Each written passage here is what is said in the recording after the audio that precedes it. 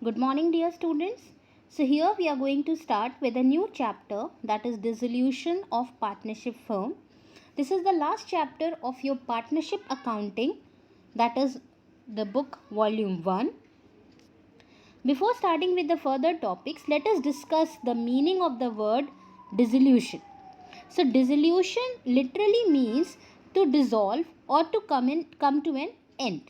And in this chapter, or we can say partnership accounting, the word dissolution is used in two contexts. Firstly, dissolution of firm, or we can say dissolution of partnership firm, and also dissolution of partnership. So when we say dissolution of firm or dissolution of partnership firm, it means business of the firm comes to an end, assets of the firm are sold and liabilities paid. That means when we say that there is a dissolution of the partnership firm, that means the entire business, the entire firm comes to an end, the firm winds up, all the assets of the firm are sold off, and all the liabilities are paid off because the business is closing down and it cannot be continued further. But when we say that there is a dissolution of partnership, it means reconstitution of the firm due to change in the profit sharing ratio among the existing partners, but the firm continues its business. So when we say that there is a dissolution of partnership, it means that the old agreement among the partners comes to an end and a new agreement has to be signed in. And because only the agreement is coming to an end and not the business, therefore the business continues either with the remaining partners or with the new partners, as the case may be. So we have already discussed in the previous chapter that reconstitution of partnership firm or the agreement takes place in case of admission of a new partner or retirement of any partner or death of any partner or change in profit sharing ratio, etc. So in such cases only the agreement comes to an end, and in place of that a new agreement is signed in, and therefore the business continues. Now, there are certain modes of dissolution of partnership firm.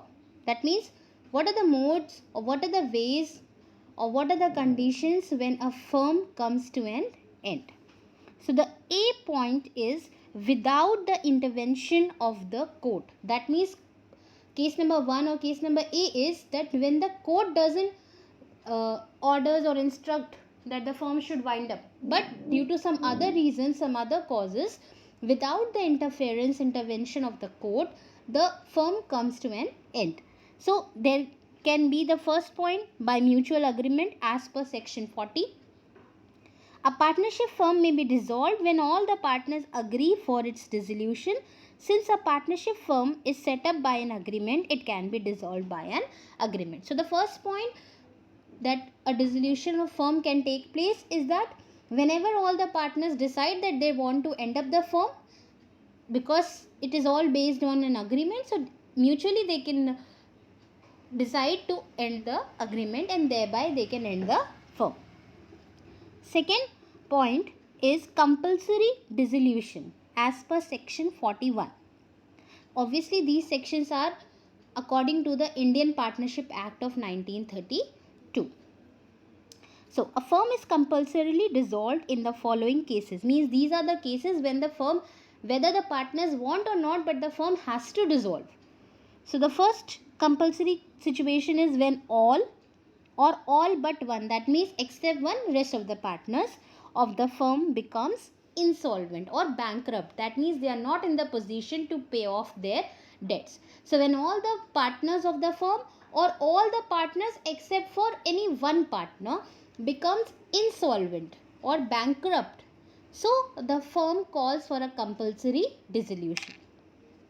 The second point is when business of the firm becomes unlawful. When we were discussing the features of partnership, we had discussed that the partnership has to be legal, the business has to be lawful. If people are coming together voluntarily to do some kind of fraud or smuggling or something, it cannot be called as partnership. So the business, the objective has to be lawful. So the moment the objective or the business of the firm becomes unlawful, illegal, it calls for a compulsory dissolution. Then the third point is on happening of an event as per section 42. Means these are the situations, events, the moment they happen, the moment they occur, it calls for a dissolution of a firm. So a firm may be dissolved on happening of any one of the following. Point number 1, on the insolvency of a partner, then on the fulfillment of the object for which firm was formed. So insolvency part is the same. The second point is saying that sometimes it happens, you might study in commerce or in 11th you must have studied, that there are certain types of partnership. For example, one of the types of partnership is a particular partnership. That means a partnership formed for a particular purpose, objective. So as soon as the objective is over, fulfilled, achieved, the partnership firm calls for a dissolution. For example, if you and me, we both come together and form a partnership to, let's say, construct a school. So this is the objective. So the moment school is constructed, our firm will automatically dissolve. Then next point is on the expiry date of the period for which the firm was formed. So one of the types of partnership is also fixed partnership. That means a partnership which is established or agreed for a specified period. Let's say 3 years, 4 years. So if we enter into any partnership which has a specified period, let's say 2 years or 3 years. So the moment the time period has been expired, it calls for a dissolution of the firm. And the fourth one is, next is by notice as per section 43. So when duration of the partnership firm is not fixed and it is at will, any partner by giving notice to other partners can dissolve the firm. So again, one of the types of partnership is partnership at will. That means it is on the wish or will of the partners. Whenever they want, they can end it up. So in such a case where the partnership is at will, any partner who wants to dissolve the firm, he can simply give a notice to the other partners that he wishes to dissolve the firm, and the notice will be executed and the firm will come to an end. So these 4 points were the points or the modes whereby a firm can be dissolved without the intervention of the court.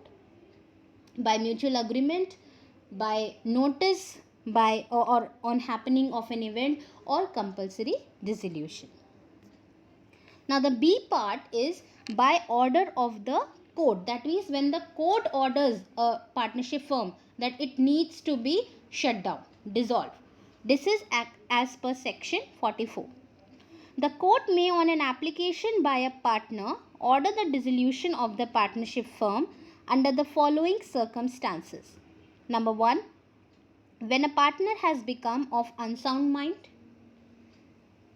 Then number 2, when the court is satisfied that the firm cannot be carried on except at a loss.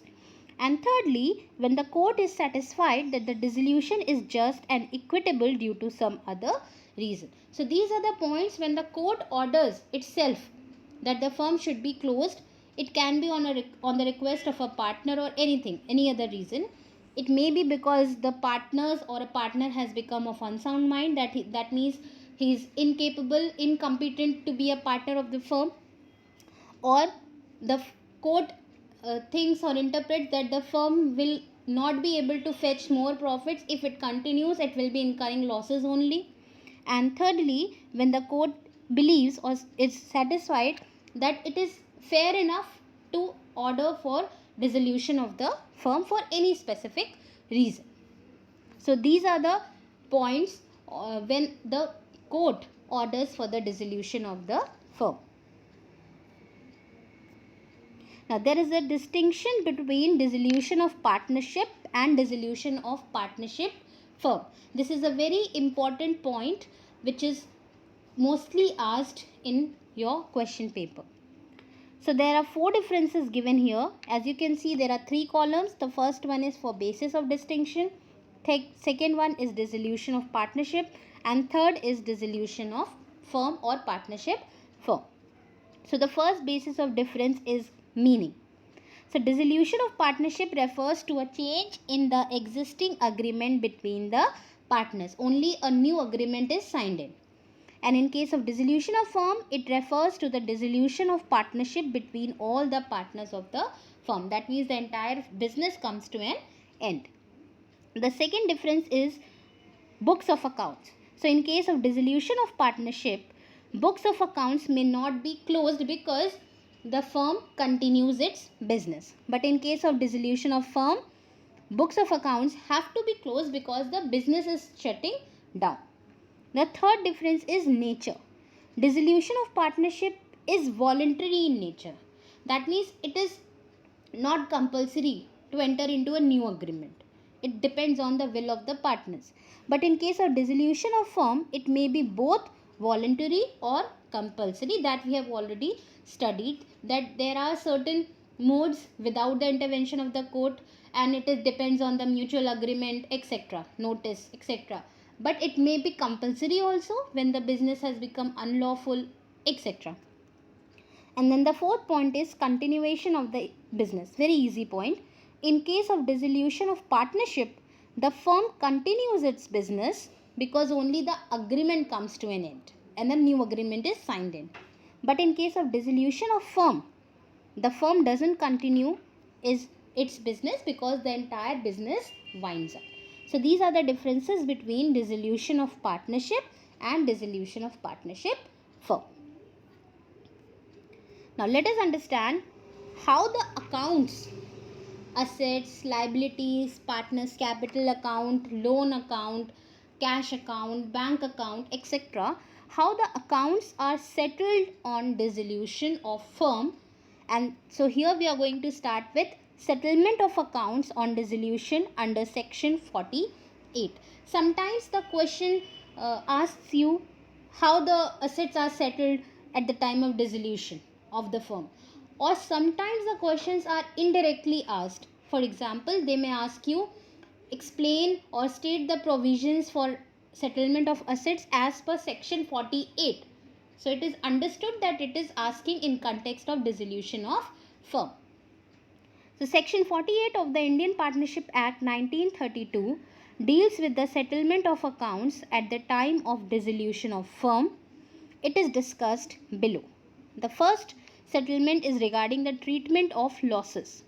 The amount of loss, including the deficiency of capital, shall be paid out of profits, next out of capital, and lastly, if necessary, will be realized from partners in their profit sharing ratio. That means whatever the losses are incurred by the firm at the time of dissolution of the partnership firm, these losses will be paid off, will be settled firstly by the profits of the firm. Then if the profits are insufficient, then secondly it will be settled from the capital of the partners, because liability in case of partnership, we know it is unlimited. And therefore, if even the capital of the partners is insufficient to pay off the losses, then the partners will have to introduce more amount, more money to repay the losses according to their profit sharing ratio. Then when settlement of account in dissolution is mentioned in section 48, the rules are as follows. Rule number 1, the amount of loss, which we have already discussed just now, the amount of loss will be paid out of profits in the and if the profits are insufficient, the loss will be paid out of partners' capital. If there is an amount still left to be paid even after utilizing the partners' capital, it will be brought in by the partners in their PSR, that means profit sharing ratio. Second rule, any amount received from the sale of asset, including amount contributed by partner, shall be used in the following manner. So whatever amount, since the business is closing down, all the assets have to be sold and all the liabilities have to be paid off.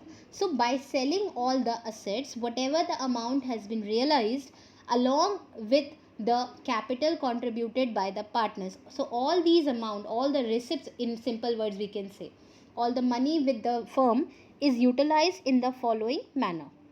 So first of all the outside debts will be paid. That means all the debts of the firm towards the outsiders, or we can say all the outside liabilities, will be paid off first. Then if amount is left, so secondly any loan taken from the partner will be paid.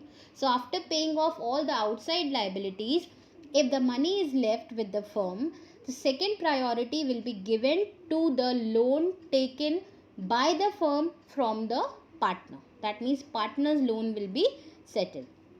After repaying the partner's loan, if any amount is left, so third preference will be given to the balance of partner's capital.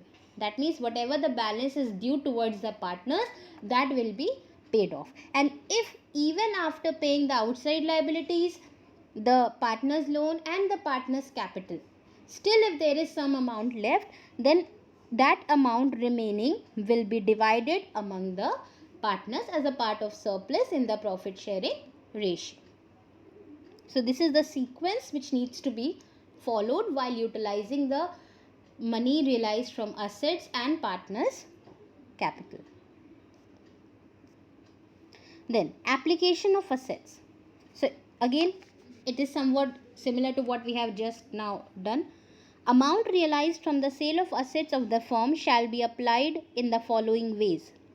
Number 1, in paying firm's debt to the third parties, which we have already done. That means first of all the first priority will be given to the outside liabilities. Then secondly, in paying to each partner the loan advanced by him. That means whatever loan is given by the partners to the firm, that will be repaid after paying the outside liabilities. Thirdly, after repaying the partner's loan, if the amount is still left, it will be utilized for clearing the balance of partner's capital account. And if still there is some amount left, then it will be distributed among the partners in their profit sharing ratio. So this is the application of money realized from assets at the time of dissolution as per section 48. Now, payment of firm's debts and private debts. There are two kinds of debts in context of partnership firm. One is firm's debts and another one is private debts. So these are explained as per section 49. So before discussing how these will be paid off, let us discuss the meaning of firm's debts and private debts. So firm's debts are the debts incurred by the firm. These debts are owed by the firm to the outsider.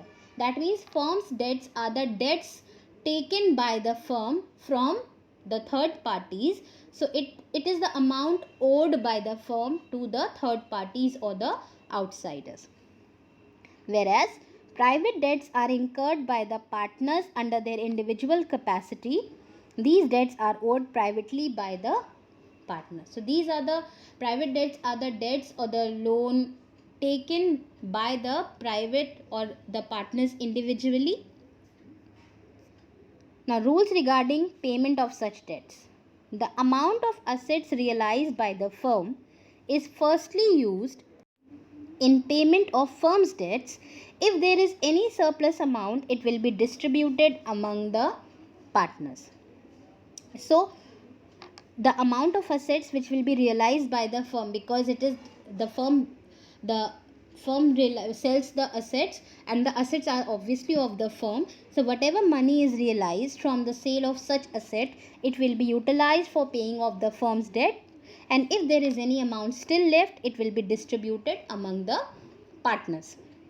Secondly, amount realized from the sale of private property of the partners will be used firstly to pay private debts of the partners, and if there is any surplus amount, it will be used to pay off firm's debts.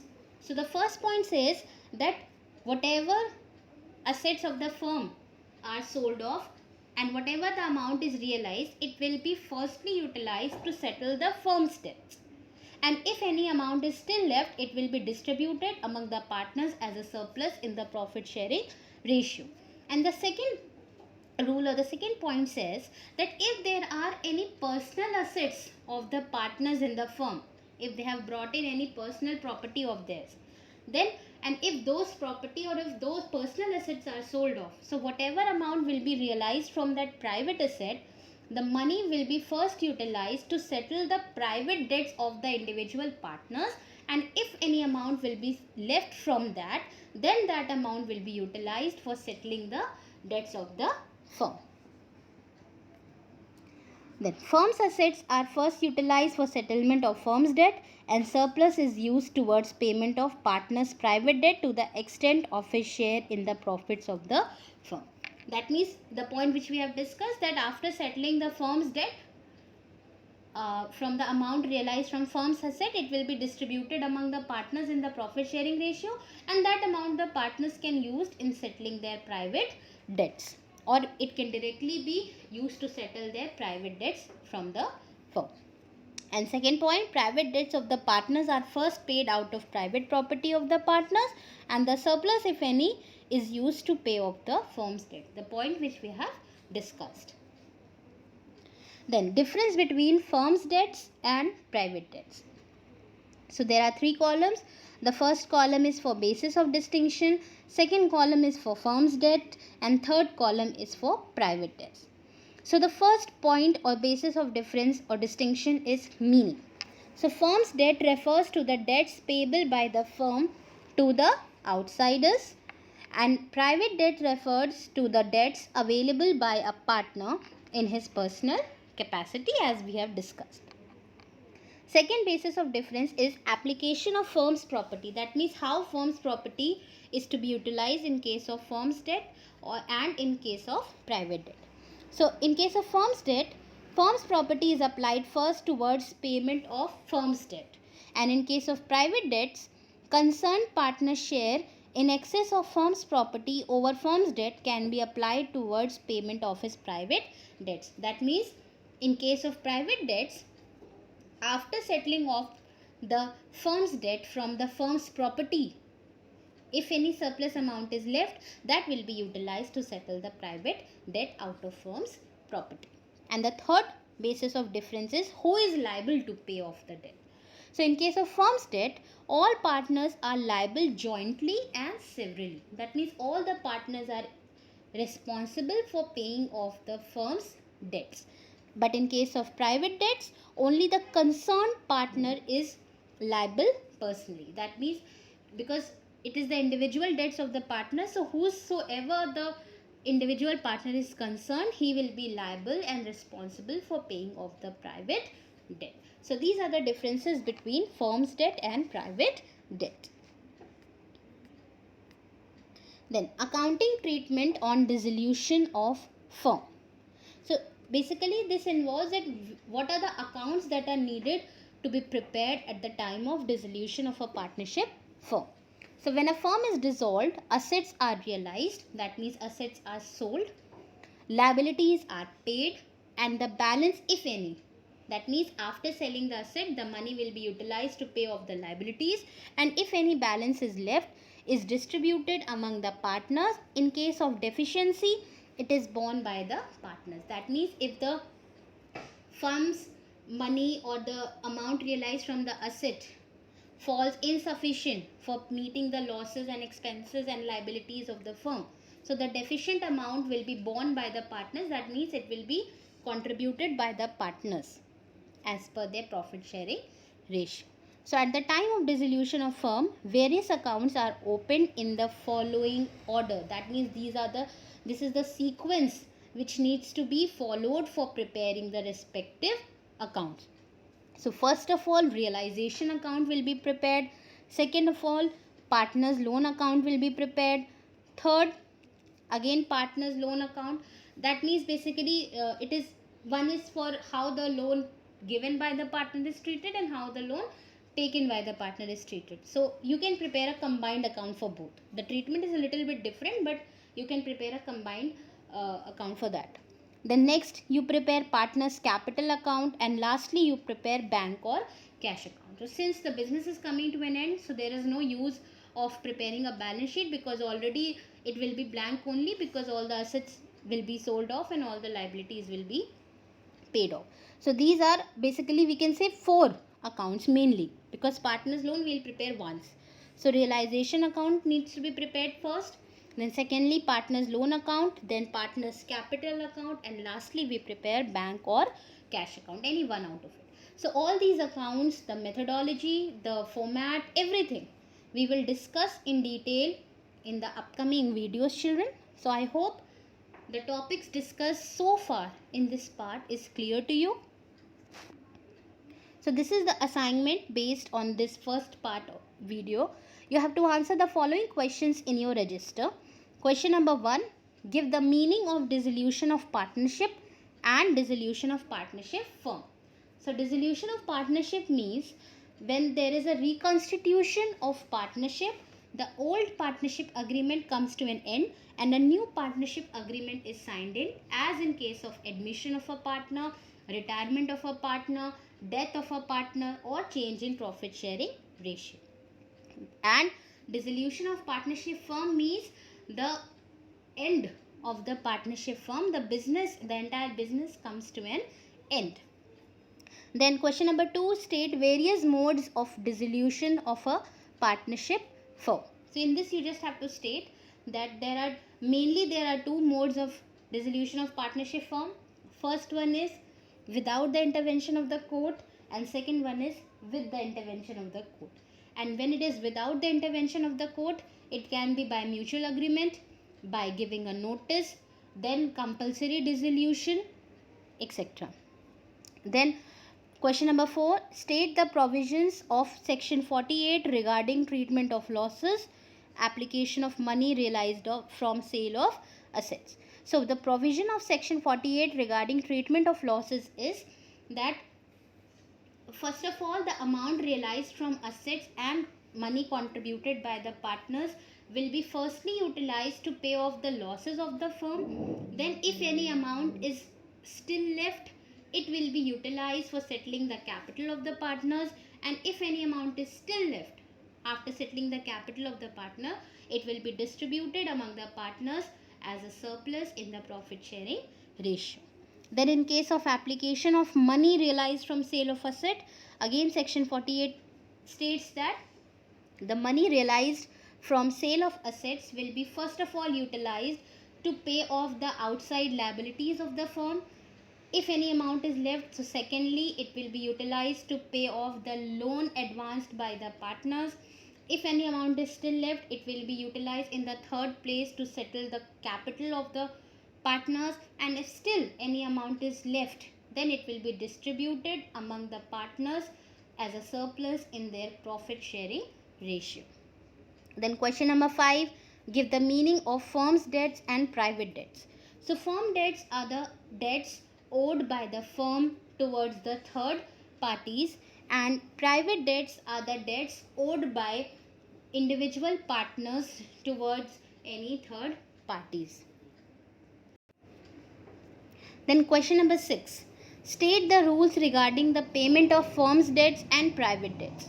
So the rule regarding the firm's debt is that the money realized from firm's property or even the firm's property will be utilized first of all to pay off the firm's debt, and if any surplus is left, it will be used for settling the private debts of the partners. And in case of private debts, if there is any private property of the partners in the business, so amount realized from that will be used first of all to pay off and to settle the private debts of the individual partners, and if any amount is still left, it will be utilized to pay off the firm's debts. Then question number 7, state any two differences between firm's debts and private debts. So the difference can be on the basis of meaning, that the firm's debts are the debts which are owed by the firm towards the third parties, whereas private debts are the debts owed by private or individual partners towards the third party. Then second difference you can write down, who is liable. So for firm's debts, all the partners are jointly liable, whereas in case of private debts, the individual partner is responsible for it. Then question number 8, list down the accounts prepared in case of dissolution of partnership. So first of all we need to prepare realization account, then we need to prepare partners loan account, Then we need to prepare partner's capital account, and lastly we need to prepare cash or bank account. So that means in case of dissolution of a partnership firm, a firm needs to prepare 4 accounts: realization account, partner's loan account, partner's capital account, and cash or bank account in the same hierarchy. So I hope the topics discussed and the assignment given to you is clear, children. Go through the video once again, revise the topics done, and do complete all the written work in your copies. Thank you, children. Take care.